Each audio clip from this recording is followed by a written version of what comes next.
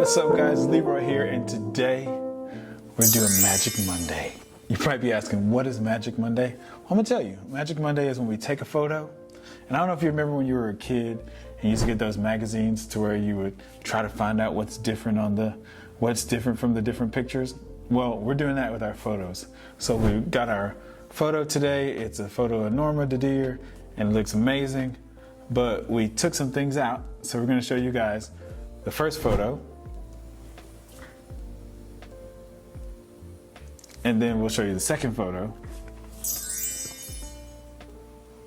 And now we put them on top of each other so you can see both of them.